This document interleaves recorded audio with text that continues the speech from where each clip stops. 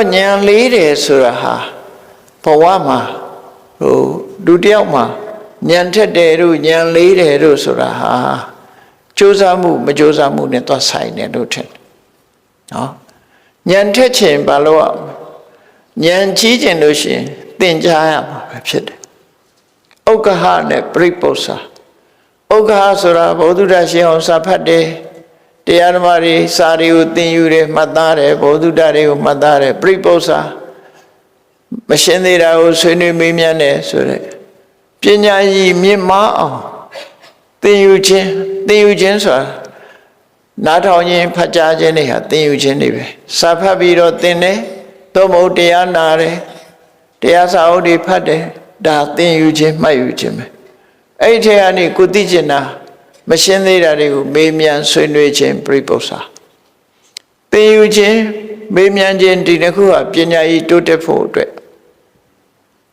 အခြေခံအကြောင်းတရားပဲဖြစ်တယ်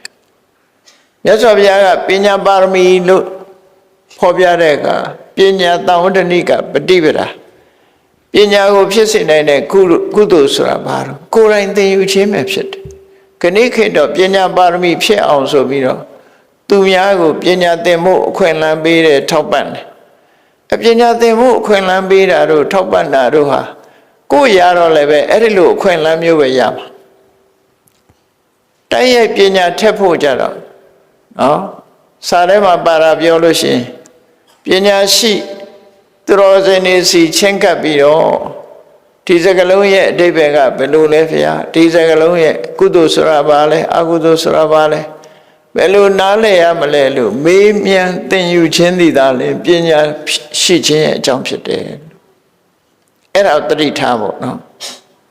ကိုယ်တိုင်ဒီဘဝမှာပညာသင်ရမှာပြင်းပြီးတော့သူများကိုပညာပါရမီဖြစ်အောင်ထောက်ပံ့ရင်တော့အခြေအနေကောင်းလေးတော့ပေးမှာပေါ့အဲ့ဒီကုသိုလ်ကကိုဉာဏ်ထဲမှာရောက်ပါမလားသေချာစဉ်းစားကြည့်လိုက်လို့ရှင်ပညာဆိုတာအခုသင်အခုရောက်တယ်အခုတရားနာနေတာမသိသေးတာတွေအခုသိမသွားဘူးလားအဲ့ဒါသိသွားတာဟာနားထောင်ခြင်းရဲ့အကျိုးကျေးဇူးပဲနားထောင်ရဲဆိုတာသင်ယူခြင်းတစ်မျိုးပဲလေဒါမို့မြတ်စွာဘုရားကအလဝကသုတ်တံမှာဟောတာကြည့်သုတ်တုတာလက်ပတိပညာ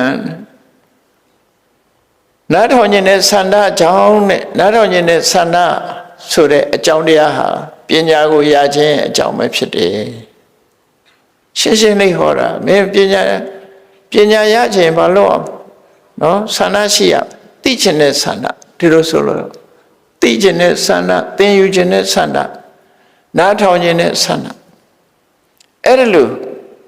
ပညာဆိုတာနားထောင်မှ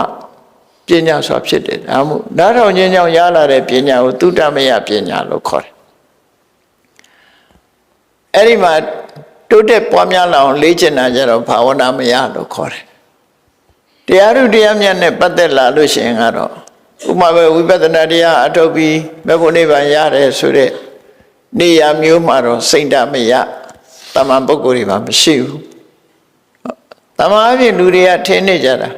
ကိုယ့်ကိုတွေးပြီးသိတာစိတ်ဓာတ်မယလို့ထင်တယ်မဟုတ်ဘူးသင်ပြီးမှတွေးတာစိတ်ဓာတ်မယမဟုတ်ဘူးမသင်မဲမကြဘူးပဲတွေးမှစိတ်ဓာတ်မယနော်အခုကမြတ်စွာဘုရားဟောထားတဲ့တရားတွေကိုသင်ယူပြီးတော့မှကိုယ့်ကိုစဉ်းစားတာဘာစဉ်းစားကိုယ့်ဟာနော်စိတ်ဓာတ်မယပညာမဟုတ်ဘူး